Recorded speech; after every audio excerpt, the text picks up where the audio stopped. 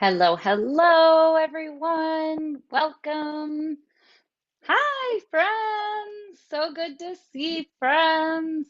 New faces. Excellent. I just dropped in the Zoom chat the resource document that we will be using today. We will give everyone a few more minutes as it is Tuesday. I almost said Monday because it feels like a Monday because I was at a school district yesterday all day. So my week is totally turned around as well as last week being that short week. But it is Tuesday in September. We'll give folks a few, 1 minute or so to land here and welcome and join us. We are recording the session because we will be sharing the recording out with folks. So please make your own choice on how you would like to be cameras on or off with that. But just because not everybody can actually carve out this hour in real time, we are sharing the video with others so that they can be part of it as well. Excellent. Great. Vera, I'm glad you can make the call that works best for you and your computer. That is fantastic. Excellent, excellent. Okay. My child is taking the bus home and I am making sure that they are not trying to contact me as we are getting started. All the things, all the things. No worries when driving, please keep camera off. It always makes me so nervous when people have cameras on and they are driving. We're so glad that you could join us and be here to participate.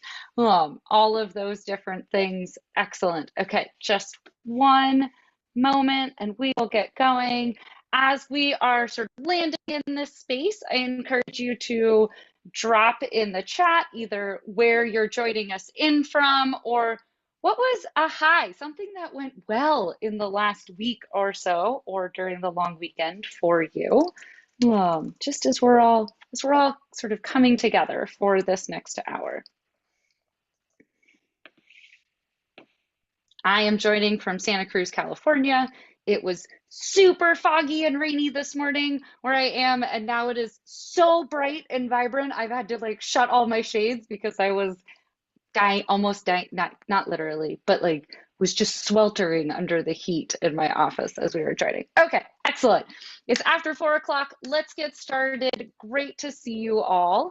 We are here to talk about storytelling and storytelling with our assessment data and what are some strategies that we can use as we are thinking about moving just from straight numbers and scores and thinking about how can we move forward and sort of really leverage the data that we have for some stories that we can tell about our students, recognizing that our assessment data is just one of many different components that we can use to tell that story of our students. So just sort of that reminder as we are landing here that in no way, shape, or form are we saying that everything can be said from our state scores or from something else, but it's part of that story arc, and how do we include it in the story arc? So over the next hour or so, what we're going to talk about is we're going to think about how we can transform our data into clear visuals and sort of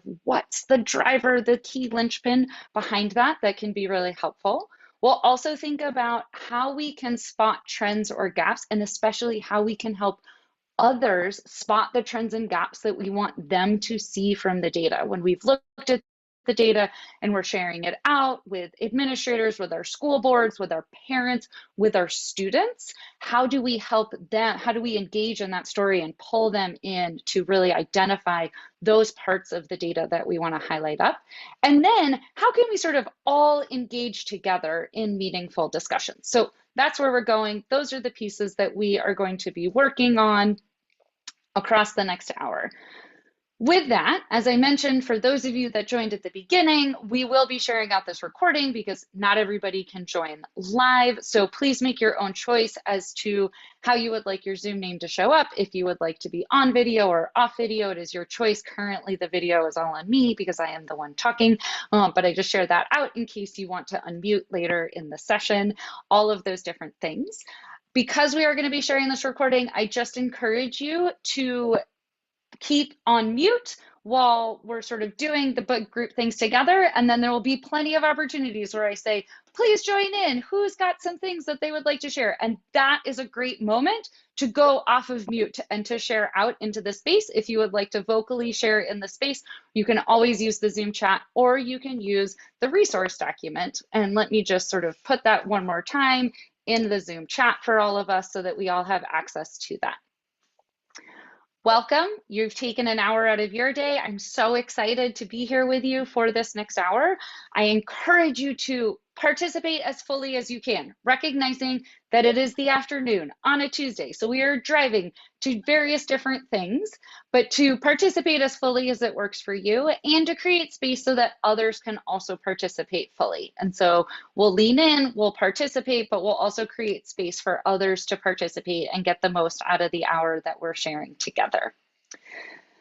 Okay, ready? Sort of norm set a bit. Now let's dive in because we only have an hour, which sounds like a lot until we sort of keep going forward. So visualizing. Why visualizing? Well, this is to make my English language arts teacher happy. Graphs are to data, what goals are to soccer. So we absolutely can play soccer without scoring any goals. It's not as much fun. And it's not really sort of getting at the point of soccer, which is to actually score goals on one another. You know, you're trying to score a goal from your team. So we can absolutely look at our data in spreadsheet form, in summarized percentages that show up on a PDF to us. That's not actually the best way to look at it. It's not the most fun way to look at it. And it is certainly not the most effective way to tell stories with it. And so we need to visualize our data and jump into it.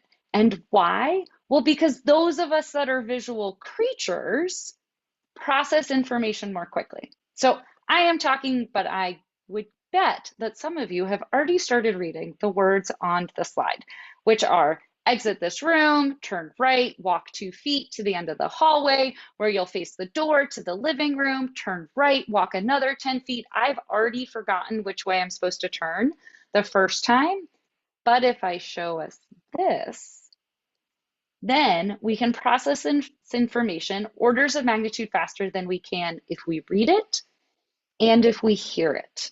So those of us that are visually able are really cued in to process visual diagrammatic information. This is beneficial because we walk around the world and it is all visual components that we are taking in. And so there is a very clear reasoning as to why we have evolved to process visual information. It's just funny because now we no longer, I mean, we do need to make sure we're not walking into trees in our daily lives, but we can apply that same evolutionary advantage to working with our data and using our data visualizations, leveraging our data visualizations. So let's jump in and look at sort of one of the strategies, one of the components of things we can do.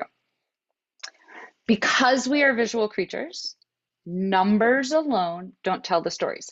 Never, ever, ever. Do the numbers or the visual or the pictures or the words that we have about our students, do those tell the stories? As in, data does not tell the story. We tell the story with our visuals. So we're going to do a little bit of a practice here.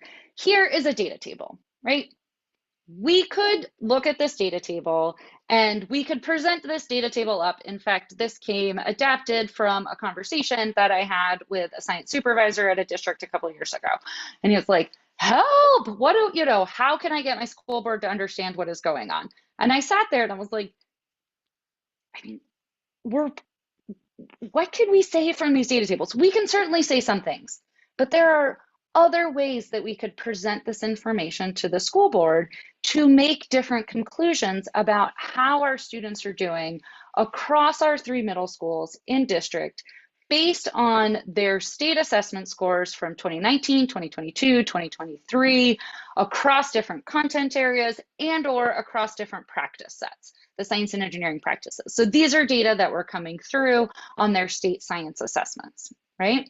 So we had some conversations of like, okay, well, what's a different visual? A data table is absolutely one visual, but what are some other visuals that we could use? And before we sort of go down that path of like, how do we decide which visuals, I'm actually going to invite you all to think about this. So, when we are making our visuals, we need a question that we're trying to ask. I just listed out a bunch, right? I was like, we could talk about difference across middle schools, across all of our middle schools, across years, across content areas, across science and engineering practice sets, right? There's so many different things we could do. So my question for you is to think about what is a question that we could ask of these data? Or what's a question that you would be interested in asking of these data, pretending these data are from your district?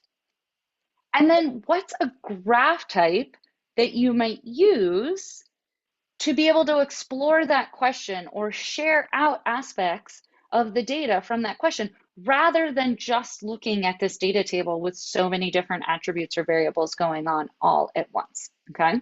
So this is in our resource document. So let me showcase where we are for those that have been able to get in and look at it. We've got, let's see, can you see? Yes, you can see what I can see. Great, that always works well. So here on the bottom of page 1, I've got sort of what questions can we ask of these data? Google Sheets never likes it when I refer to data in the plural. Google Docs, what graph types could we use or would we use to explore that question that we have? And why am I pulling you here? Because this is the nice big data set. So if you want to sort of just look at a chunk of it, like I have on the slide, I'll go back to the slide. Or if you want to look at it in its entirety, you can look at it here. And I'd just like us to take about 2 minutes to look at these data, orient. So again, we've got middle school 1, middle school 2, and middle school 3. We have data from 3 different middle schools. We have data also from 3 different years that the students took the state science assessment, 2019, 2022, 2023. So we can track those different classes because these were the eighth grade scores. So the classes that they were going through, broken down the students' state assessment scores on the science assessment based on earth and space sciences, life sciences, and physical sciences. So for each, or from the practice sets of investigating practices, sense-making practices, or critiquing practices of our science and engineering practices. This was in a state that has adopted the next generation science standards, which is almost all of us now at this point. There are 49 plus the District of Columbia have adopted either NGSS as it is or some adaptation of it. So let's just sort of take about 2 minutes to think for yourself, what's a question that we can ask or that you'd be excited to ask from these data? And then how would you visualize it to go about exploring that question?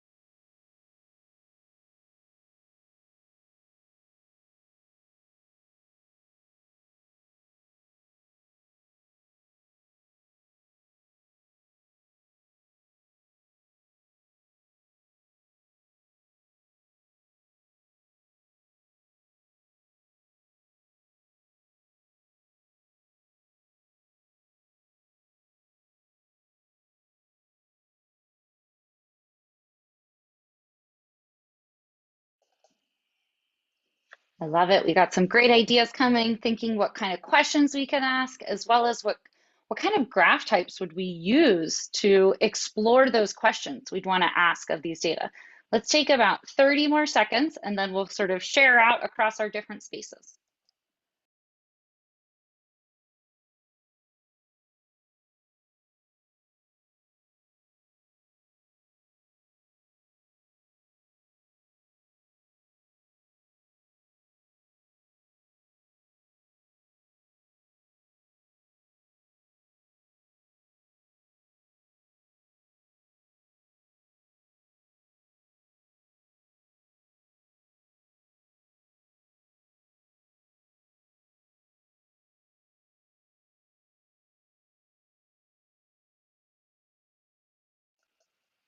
Okay, I love it. I'm seeing what kind of overall trends, looking at the middle schools independently of each other, or look at subject matters differently. We could do a comparison across those subject matters, and then thinking maybe we would use a bar chart to do those comparisons across subject matters, or a bar chart to show sort of growth or decline of the different content areas. So again, we're looking at those categories of the content areas and seeing, we're hoping for growth, maybe there's a decline, thinking about the difference from the state average. Ooh, awesome, which is not a data point that we have currently in this data table, but a data point we can definitely pull and often shows up on our PDF or whatever file we get from the State Department of Ed. And then plot the difference, oh, I like this, as a dot plot of middle school versus the state or each of the middle schools so that we could differentiate. So all the middle schools would be together on one visualization, but that we could differentiate. These are such great ideas and such great questions. And what I love about them is that they are driven by a question. They are driven by what is it are we trying to explore in the data? Are we trying to do a comparison of the different content areas or a comparison of our middle schools versus the state scores? There's also a question of sort of the distribution of how our different middle schools are doing as compared to one another. And then we could add in a comparison across those content areas. There's also the opportunity where we could look at the composition of how are we doing across our different content areas. But it's all driven by the question that we're asking. I find so often when I'm engaged in conversations with help, how do I make sense of my assessment data? I get the, so what do I do to make sense of it? And I'm like, well, what do you want to know? What are we curious at looking at? Are we curious at looking at a change over time? Are we curious about comparing ourselves to the state? Are we curious about comparing different middle schools within the same district, ourselves to other middle schools in a different district, our middle schools versus our high schools? Are we interested in looking at how one cohort of students have gone year to year to year, from their 5th to their 8th to their 11th grade, if we're looking at the science assessment, year to year, if we're looking at their math and English language arts scores? Knowing that question really informs how we engage with the question. And knowing, I also love this chat going on in the Zoom chat right now, which is you need the context for your data. I have dropped you into these data, right? So but sometimes, I'm just gonna say, our data arrives to us on a dashboard or in a PDF file or in a Google Sheet, and it just sort of, bleh, here is the data. Or even worse, it arrives as here is the percentage. And you're like, of what? Where did this percentage come from? Is it out of 100? Do I need to normalize it? What are the units that we are working with? These are critical questions, critical context questions for our data. None of us have time to do all of the data analysis and cleaning and processing and organizing of our data. Thank you that there are other humans in each of our states that help us with those pieces. But it's really important that we understand the numbers that we are receiving, where they came from, so that then we can take this next step and be able to ask a question of them and be able to jump in and explore those data as we are going through. And as I was talking about that sort of what is our question is really important. One, because a question always drives what we do when we are working with our data, but two, it drives what kinds of questions we can use. So this is a resource that you can absolutely use with your students to get them thinking about graph choice, because we need to push that down and teach that to our students in middle school, upper elementary, middle school, and high school. But I share it here to be the same way our students need to think about graph choice as it relates to what kind of data. Is it numerical or is it categorical? Is it numerical, a percentage, or is it categorical? But then also, are we interested in asking a comparison question or a distribution question or a composition question? Because that informs what kind of visualization types that we might use. rather than the visualization types that we are maybe most comfortable with, or that our State Department has sent to us, or that always seems to happen of a bar chart. Things always seem to come to us in bar charts. Bar charts are great, but bar charts aren't necessarily the best way to look at changes over time when we're looking at that comparison over time, because we have to have a category, and here isn't a category type of thing to think about as we're going through. So really kind of grounding in what graph type we're using. If you don't want to use this, that's totally fine. There are a bunch of other sort of graph choosers, graph chart matrix, graph type hierarchies, graph choice, all of these different things that are out there. But my recommendation is think about what graph type we're using to help that visual really help you explore the data or then tell the story from the data. Because for example, if we're trying to tell a story about a change over time, about how our middle schools have gone differently over time, we should not be visualizing the data in a bar chart. That's actually confusing. It makes it harder for us to think about time as a continuum. And so kind of linking our graph type with the kind of question we're asking can be really helpful. A variety of resources. I can put some more links in the resource document that we're in to move forward from there. I would also encourage you to think about what platform you're using as you're working with those data. Google Sheets, if you're getting your data in Google Sheets, yay, because you're getting more data than just data points in a PDF. But Google Sheets is a spreadsheet program that we've round pegged and square holed into a graphing program. So think about using some platforms. CodeApp is totally free. Data Classroom has a freemium model, so a bunch of it is free, and then you can bump up to their paid course for it, their paid subscription for it. But think about using a platform that helps you more engage with, interact with, visualize, change up the visualization types of your data. And that can be helpful as you're going through and doing these, connecting your visuals to the kind of graph that you're using to think about what's the story I could tell, or I know the story I want to tell. I want to talk about student growth or decline across the content areas and connecting up that visualization type with the visual. Excellent. Okay, so this is just in there for your so that you can look at it, and I'll put it in the resource document. The one thing that I do want to say is that while one chart might be the most effective for you to think about how I can tell my story with the data, that doesn't mean all the others are ineffective. Context matters. And that's why I started with, well, what questions could we ask from these data? And thinking about going from there of like, what is it we want to actually ask from the data and build from there in thinking about our visualizations. So visualize your data in ways that best help you explore the question that you want to ask, explore the question that you're curious about for your students, or that somebody has asked you to look at in your data for your students, things like that. But really thinking critically about that, how actually am I visualizing it, and is it helping?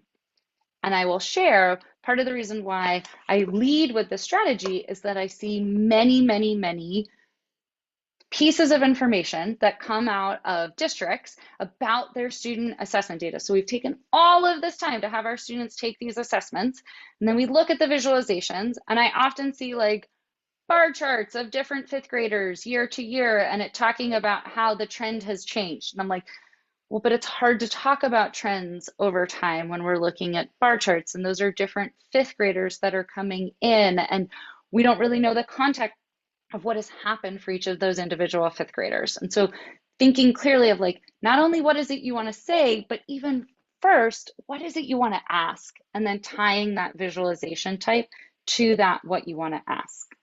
Okay. So you guys were all talking about different patterns that we were interested in looking at in the data. I saw like growth and decline came up over years. I don't think it fully came up, but we could look at subgroups in terms of across our students. We could look at content area differences. As we were talking about earth sciences, life sciences, physical sciences, you could even look at, subcomponents of the practices across our math and our English language arts and our science tests, all of these different things. So there's a variety of different patterns that we want to go after.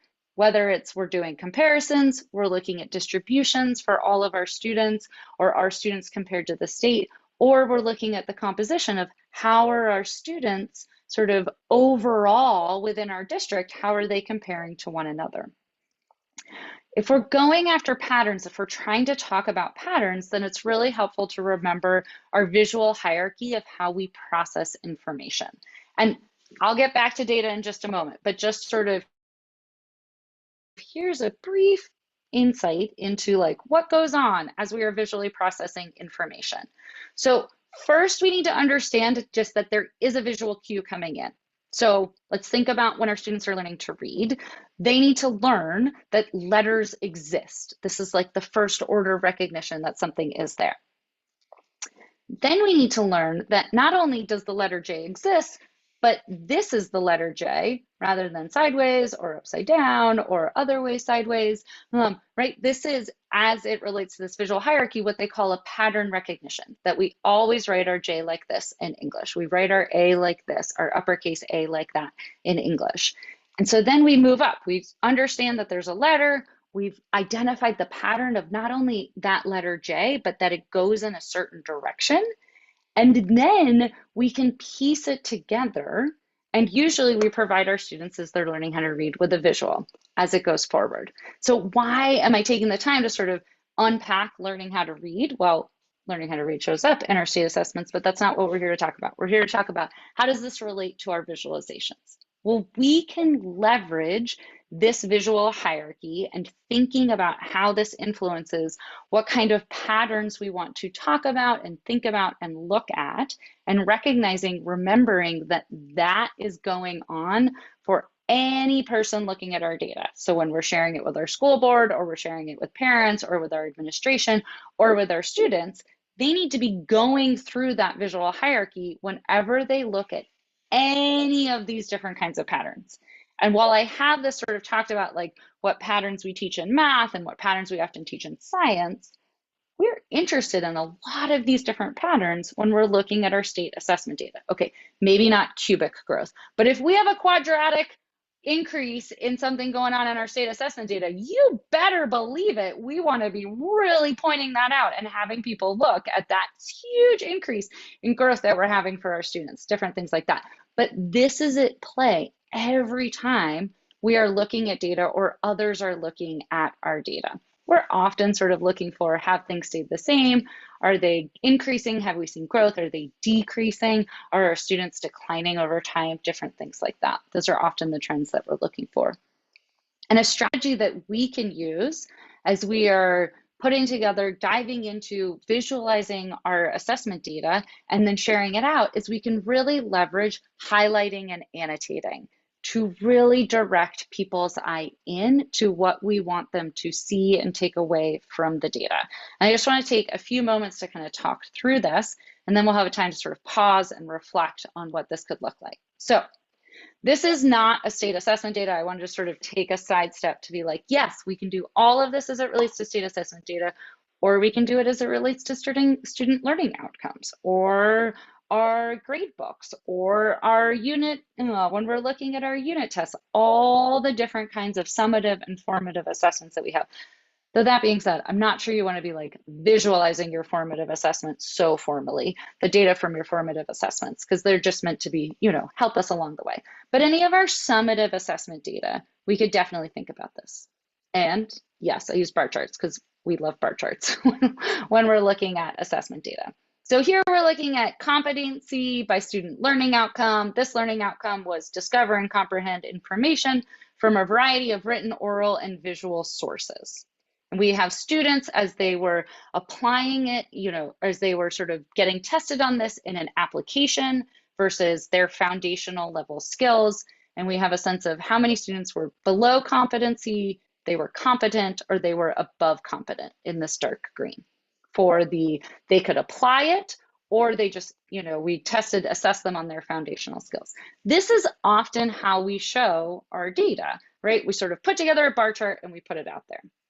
But if we want to draw people's attention to, for example, how many students were above competency both when applying and foundational, and how much higher it was when they were applying these skills, then we could use a circle or an annotation, some way to strategically call out, pay attention to these bars. These are what we want you to pay attention to, these individual cases in our data set. Or maybe we want to tell the story about how the number of students that are below competent, both for foundational and for advanced applied, are actually pretty similar to one another, 5 and 10% of our students. Though, as we were thinking about like what is the sample size, like the context of our data, we do have a pretty big difference in the number of students that make these up, right? So there's 281 students versus 81 students. So while the percentages are similar, the actual sample size is quite different. So maybe that's actually the story we want to tell, to say, these are similar percentages, but look, actually, it's a real big difference in terms of the actual number of students. Remembering sort of the assessment data that comes out isn't always our whole story. We want to tell different things. So we could kind of put a circle around a subset of our cases. Maybe we want folks to just pay attention to certain numbers of cases or really call out the differences. So we could kind of put a dotted line, or we could sort of put a box around what we want folks to pay attention to. Or maybe we want really folks to think about, okay, we're looking at the 67%, this over 1,000 students, that's so many students that are above competency for these applied skill applications. But we're ranging from sort of 5 to 67% here and 10 to 53%, or we're ranging from about 300 students to about 1,600 students. So kind of cueing in on the range of the data. All four of these different ways are ways to draw the attention of the reader or of the person you're talking to about the data, or even the conversation you're engaging in, to specific parts of the data to help with your parts of the story. So we can highlight individual cases, we can draw a shape and or a line around, over, above, under a subset of the data. We can do that for all the data. We can draw attention to the range of values. These are all different pieces, active annotations that we can make that will help you more clearly and more quickly tell your story from the data, because of the way we process visual information. So way back in the day, the folks, a bunch of psychologists got together, and visual and sort of brain scientists were trying to think of like, how is it that we process all this visual information, right? I said those of us that are visually able are really visually cued and can process information really quickly. And they put together the Gestalt principles. Now, this was back in the late 1800s, and all through the last century and this century, we've had a variety of different studies looking, using increased technology to look at and test these Gestalt principles. And we're showing over and over again, yes, this is actually how we process information, how we think about visual information as it is coming in. And so using, for example, a circle around some of the data that we are looking at. Oh, my computer is going slow all of a sudden. We are leveraging this enclosure principle. We are drawing the eye in, and our eye, before we know anything, is like, oh, that must be important. Something must be going on inside of that circle that I should pay attention to. And so we can use that to our advantage as we are trying to tell the story from our data as we are going through. Whew, okay, this was a lot of me talking, a lot of different components and strategies. Let me get through forward. So curious to hear from you all. Sort of pause and reflect. We've talked about being really clear on what our question is and linking our question with our data to the visualization type that we are using as we're doing our initial exploration and as we're sharing out the stories as a way to more clearly tell that story. We've talked about how we can actively use annotations, sort of leverage the way our eyes see things as a way to draw people's attention in to the story that we want to tell, to get them to see the trends or the gaps or the components in the data that we want them to be paying attention to. So my questions are, how does all of this or any of that relate to what you're currently doing with your assessment data? Is it similar? Is it different? Is it the same? Which I guess is the same as similar. It's the end of the day on Tuesday. My second question is, what could you take forward from these strategies, from these different components we've talked about, to apply to your assessment data? So we'll do this in the Zoom chat, and we will think about sort of these two questions. They are also in our shared resource document. If they are on the bottom of page 2 in the shared resource document. So how does all of this relate to what you do with assessment data? What could you take forward from these different components that we've talked about to better tell your story, explore your data and tell the story from your assessment data? Let's not do a waterfall. You can put it in the Zoom chat, or you can type it right into the resource document. So let's take a couple minutes to each do some individual reflection, and then we'll open it up to share out with one another kind of what's resonating, how does this relate to what we have been doing, and what might we do going forward from this all?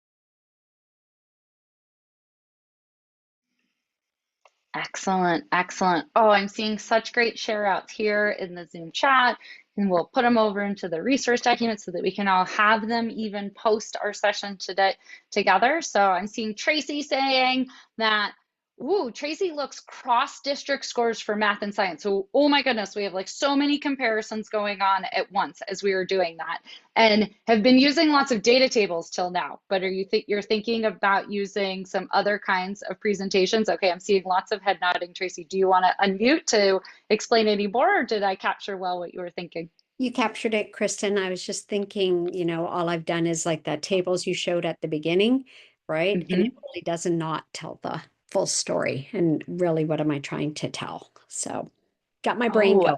Yeah. I love it. And that, like, what is it I'm actually trying to tell? Because there's so much data that comes in, so much data that we have to process that sometimes it can feel a little overwhelming to figure out, well, what is the story that I want to tell? And so sometimes we can be like, well, I'll just show all the data and then other folks can take it from there.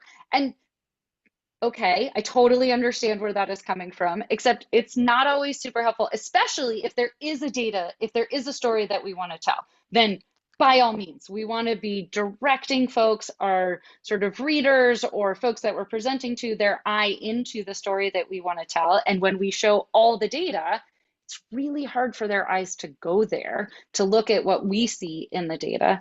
Or two, it can be really overwhelming, right? The same reason why it's overwhelming for us, it can be even more overwhelming for those who haven't spent the time in the data and looking at the data. And so sometimes telling fewer stories but telling them well can be more impactful. And then you can say, oh, if someone has a question, you're like, great, let's dive into that. I've got more data for it, right? But sort of leading with a fewer good, strong, like strong stories, as in they're really well supported and they're clear from the evidence, not necessarily strong as it's always showing growth, because that's not always our reality. That can actually spark more conversations and engagement with your data. So those are just some things that I was thinking about as you were talking. Anything else you wanted to say, Tracy, about that? Or Oh, it's great. It just the story part is exactly what I need to go back and think about. awesome. It's not always easy, right? We're all short on time, so I am not Pollyanna about this.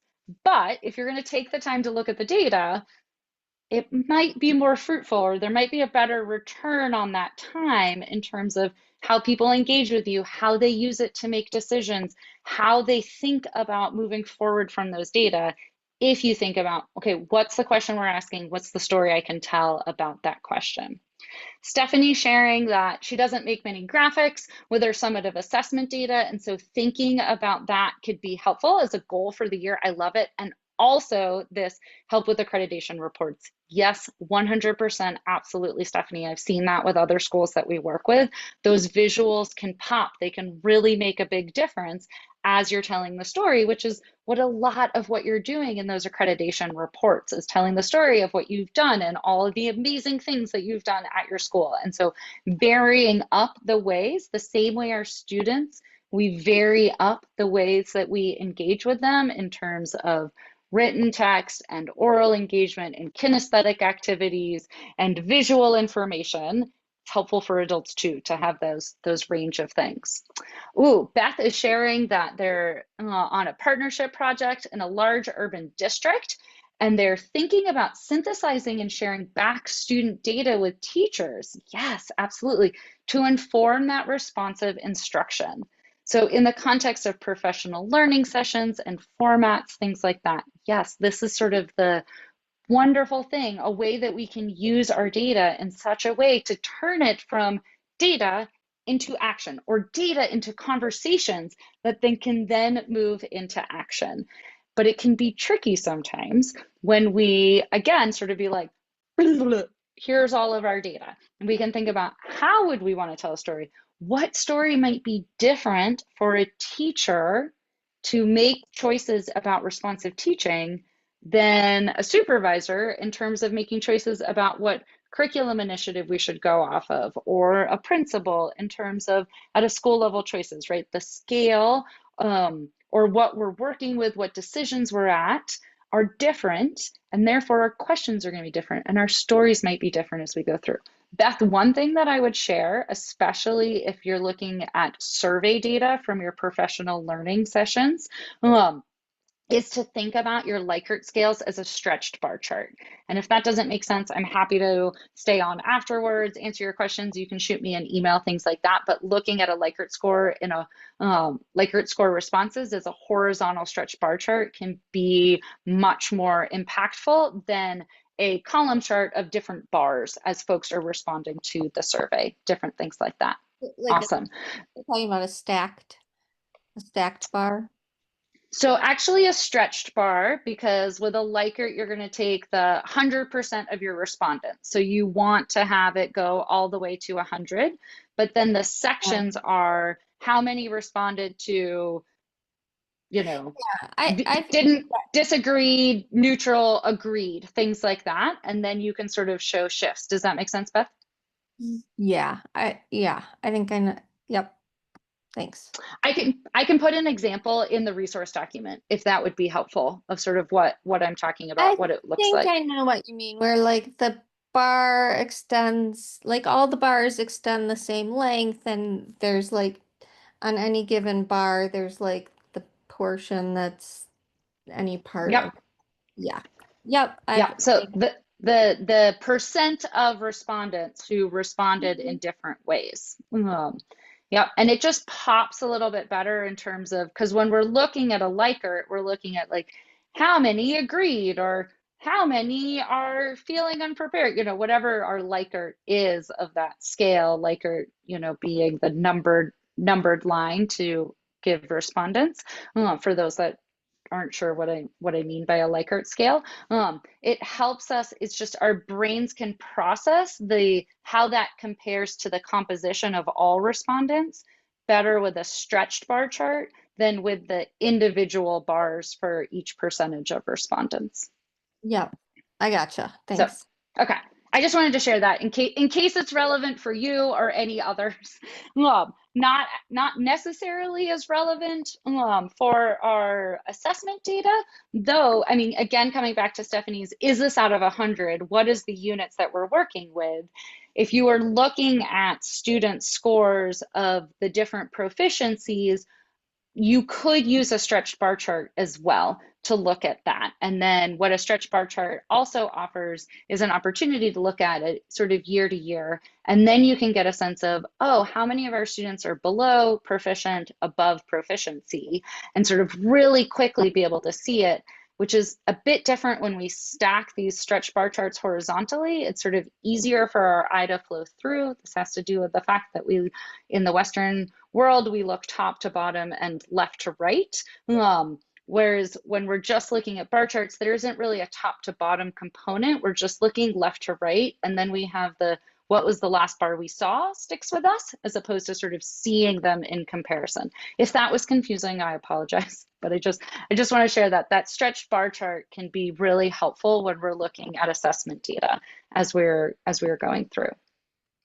Okay. One more thing that I want to share on this sort of, as we were talking about how to move from data to action to sort of conversations and action, is that it can be really helpful to not only work by yourself when you're working with data. And I understand all of us have our different roles, and we're all have 9 times more on our plates than we could ever get done in a normal work week. And so again, not trying to be Pollyanna of like, wouldn't it be nice, rainbows and unicorns? But just to say, professional visualizers, folks whose whole job is to look at data, never do it in a vacuum, never do it alone. And I find oftentimes this happens when we're looking at especially our state assessment data, where we've got like, I'm the person for the district to make a sense of all of these data. And like, it's really hard to think about that and to think about how to process, make sense of the numbers, think about what it could mean. How do we sort of make decisions based off of those numbers when we're just sort of sitting in our own little silo, or we're sort of sitting in a vacuum of just ourselves?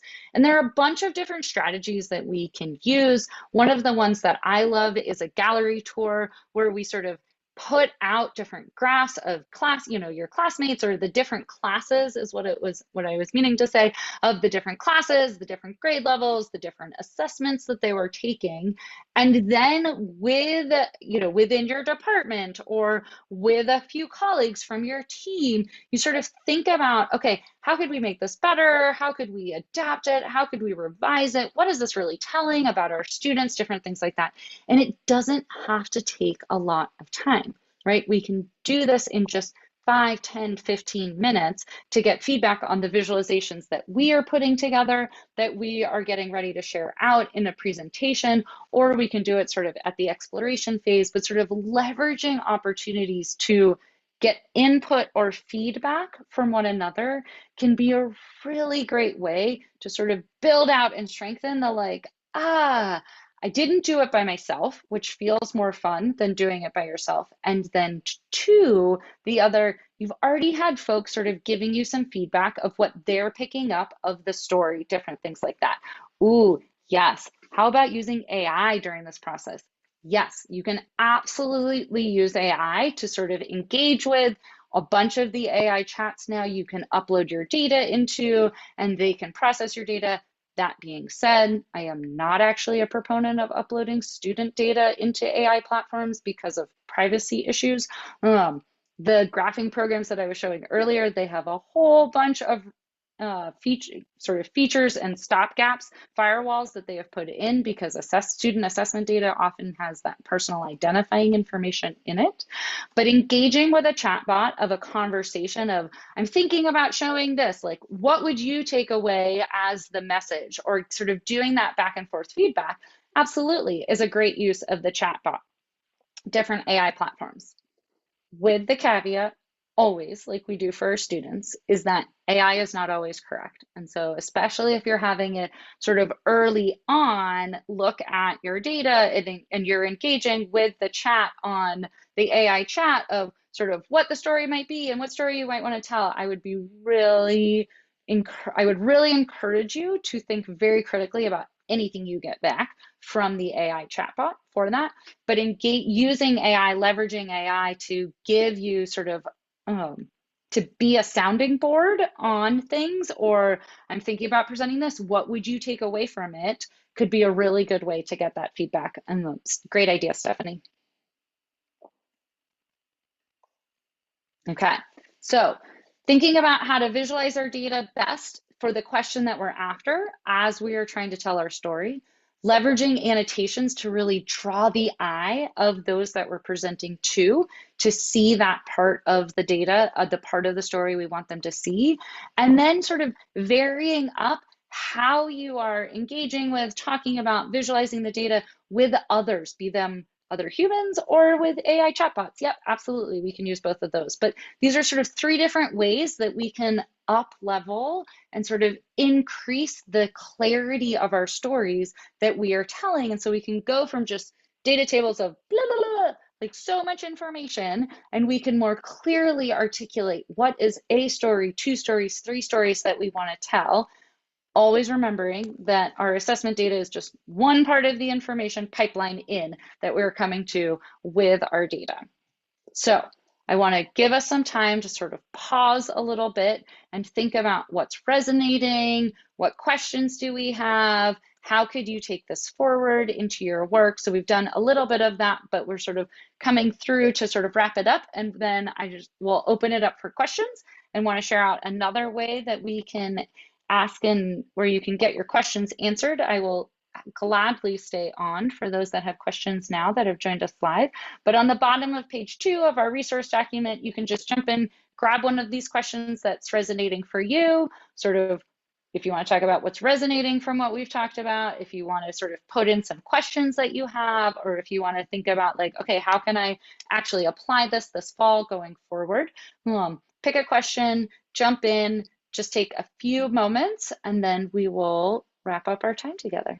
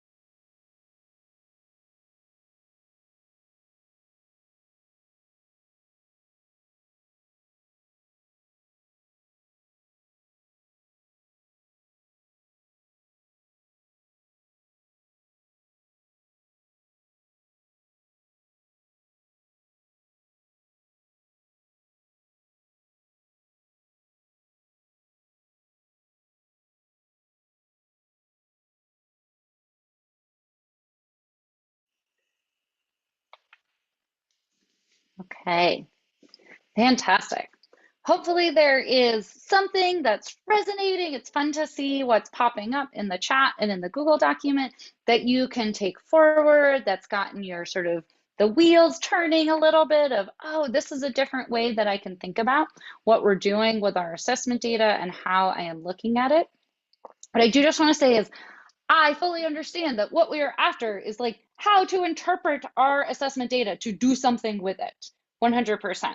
But what we've talked about is how it's important to think about what questions we're asking, how we visualize the data, how we sort of describe those and annotate those patterns, all in service of interpreting the data to help us and others do something with the data. So it's all connected. These are all different components, but sort of taking the steps a few steps back in the process of working with data and sort of drilling down on those can be helpful, can kind of give us those broader returns that we're looking for when we're looking to interpret our assessment data to do something with it. So a couple strategies to try. They're in the resource document. I've got a couple different resources that have come up as we've been talking that I will be adding to the bottom of our resource document as other sort of strategies and components to share or things to think about. And so look for that. Those will be coming this evening.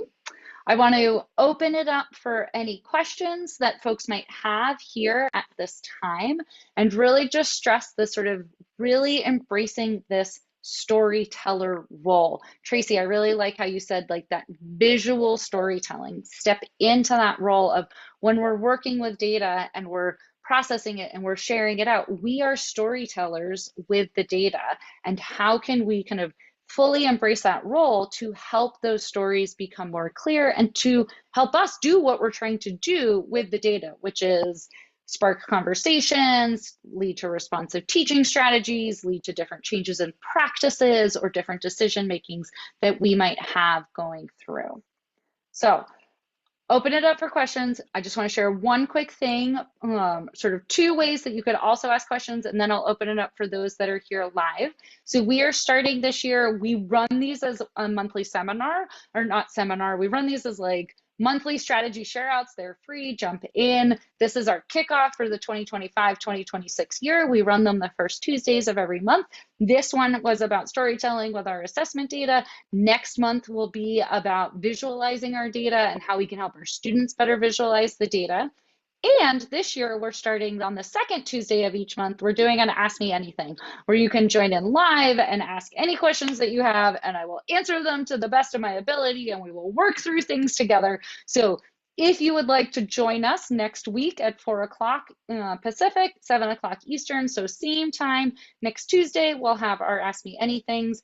And then we have our Ask Us resource or sort of survey form is what I'm trying to say, where you can always shoot us a question. You can always send us an email of what questions that you might have. But I did just want to call out those two other ways to get your questions answered or support that we can provide for you. So thank you for joining. Those who are here live, I'm happy to stay on if you have any questions. Otherwise, thank you so much for everything that you do. I hope the start of the school year is going as well as it possibly can, given all of the major wobbles that we are having in our field right now. So thanks for joining. If you've got questions, happy to answer them. Otherwise, have a wonderful evening. Thanks everybody for all of your great participation and the great questions that were coming through.